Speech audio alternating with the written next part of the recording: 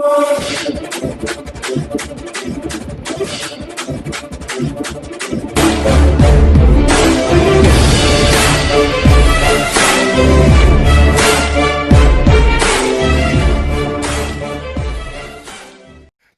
प्यारे हिंदुस्तानी चैनल में आपका स्वागत है। खबर अब तक से। पूर्व मुख्यमंत्री भूपेंद्र सिंह हुड्डा ने की पत्रकार वार्ता। हुड्डा ने शहीद किसानों को केंद्र सरकार से की आर्थिक मदद देने की मांग। नहीं तो कांग्रेस सरकार आने पर शहीद किसान के परिवार को देंगे सरकारी नौकरी और आर्थिक मदद। हरियाणा डोमिसाइल के लिए सरकार द्वारा बदले नियमों का भूपेंद्र सिंह हुड्डा ने किया कड़ा विरोध। कहा, हरियाणा डोमिसाइल की 15 साल की शर्त को सरकार ने घटाकर किया 5 साल। अब कोई भी बनवा सकेगा हरियाणा का डोमिसाइल। हरियाणा के मूल निवासियों को कैसे मिलेगा 75% आरक्षण का लाभ। हरियाणा वासियों के अधिकार सुनिश्चित करे भाजपा सरकार। नेताजी सुभाष चंद्र बोस की 125वीं जयंती पर दी बधाई। पूर्व मुख्यमंत्री हुड्डा ने किसान आंदोलन पर दी प्रतिक्रिया। कहा, केंद्र सरकार ने किसानों की बात माने ताकि किसान आंदोलन समाप्त कर अपने घर जा सके। हुड्डा ने कहा, देश के अन्नदाता की मांग केंद्र सरकार को अविलंब मान लेनी चाहिए।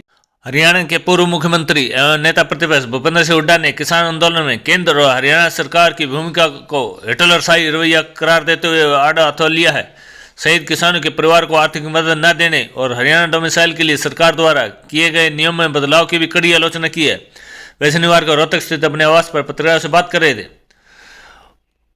पूर्व सीएम ने कहा, हरियाणा में भाजपा जेजेपी सरकार को किसानों की कोई चिंता नहीं है। आज लाखों किसान दिल्ली के बॉर्डर पर धरना दे रहे हैं। किसान हर रोज अपनी जानें गंवा रहे हैं, लेकिन आंदोलन के दौरान ठंड में अपनी जान गंवा देने वाले किसान परिवारों की मदद के लिए सरकार अब तक आगे नहीं आई है। यह कैसी संवेदनहीन सरकार है। जबकि पंजाब सरकार ने शहीद किसानों के परिवारों को आर्थिक मदद के साथ साथ नौकरी देने का भी ऐलान किया है। उन्होंने कहा, अगर सरकार ने किसानों के परिवार को नौकरी नहीं दी तो जिस तरह कंडेला कांड में प्रभावित किसान के परिवार को नौकरियां दी गई थी, उसी तरह कांग्रेस की सरकार बनने पर किसान आंदोलन में जान गंवाने वाले शहीद किसानों के परिवार को नौकरियां देंगे। कंडेला कांड में भी जिन किसानों की जान गई थी, हमने उनके परिवार से एक सदस्य को नौकरियां दी थी। पूर्व सीएम ने हरियाणा डोमिसाइल के लिए सरकार द्वारा किए गए नियमों में बदलाव का भी कड़ा विरोध किया। सरकार ने नोटिफिकेशन जारी किया है कि अब कोई भी शख्स 5 साल में हरियाणा में जो निवास कर रहा है वह यहाँ से डोमिसाइल बनवा सकता है। पहले ये मियाद 15 साल की थी। हुड्डा ने मौजूदा भाजपा सरकार को घोटालों की सरकार बताया। हुड्डा ने कहा कि एक तरफ प्रदेश सरकार प्राइवेट नौकरियों में हरियाणा वासियों को 75% आरक्षण का जुमला उछालती है, दूसरी तरफ दोहरी नीति अपना रही है।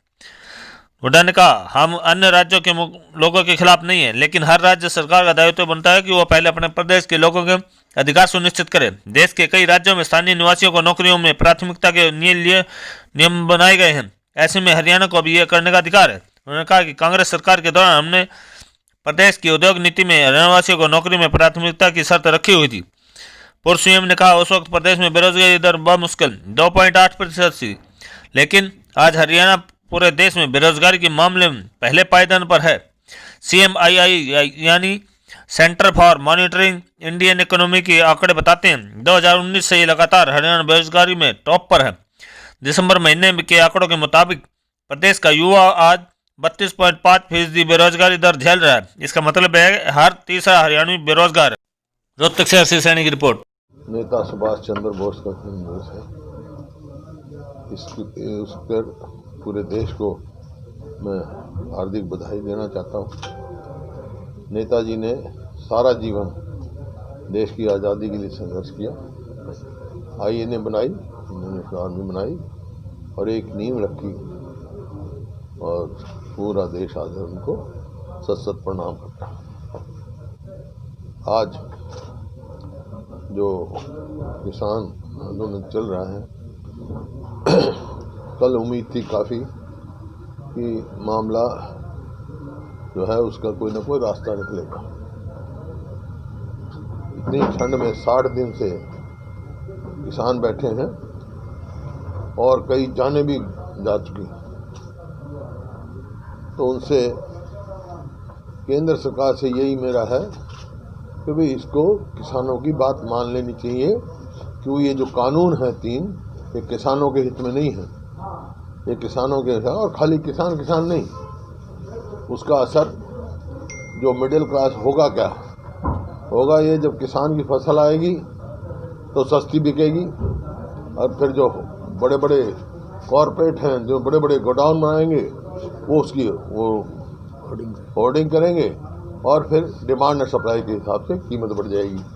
उससे जो आम मिडिल क्लास है जो खरीद के खाता है उसका भी महंगी मिलेगी, और जो गरीब आदमी है पीडीएस में उसके भी कोई भविष्य अंधकार में पड़ जाएगा। जब प्रोक्योरमेंट नहीं होगी तो गरीब आदमी को अनाज कहाँ से देगा? तो पूरे उसको है, तो ये इसको किसानों की बात मानकर, और जो किसान 60 दिन से अपने घर बार छोड़ के यहाँ बैठे हैं वो अपने अपने जाएं, कार्य करें, केंद्र सरकार को तुरंत मंजूर करनी चाहिए। और मैंने बार बार कहा है जो किसान जिनकी जान जा चुकी है उनको हरियाणा में तो हमने जो हमारा लेजिस्लेटिव पार्टी है सीएलपी है उसने विधायकों ने सबने 2-2 लाख रुपए देने का फैसला किया है। लेकिन सरकार से मेरा आग्रह है उनके एक नौकरी, पंजाब ने भी आज कर दिया एक नौकरी देगा, तो यहाँ पे भी एक नौकरी दें और आर्थिक मदद करें। और नहीं तो हमारी सरकार आएगी तो हम सबसे पहले एक काम करेंगे जैसे हमने कंडेला के किसानों को किया था, उनको नौकरी देंगे और आर्थिक मदद करेंगे। फिर भी आज बार बार यही है, क्योंकि ये जितने फैसले लिए हरियाणा सरकार ने वो जन विरोधी लिए। किसान तो परेशान है ही, बेरोजगारी इतनी बढ़ रही है, और अब और जो एक ढकोसला किया था इन्होंने कि 75% हरियाणा वासियों को प्राइवेट उसमें नौकरी मिलेगी, वो भी खोखला निकला, क्योंकि जो 15 साल की थी डोमिसाइल की कंडीशन वो घटाकर 5 साल कर दी।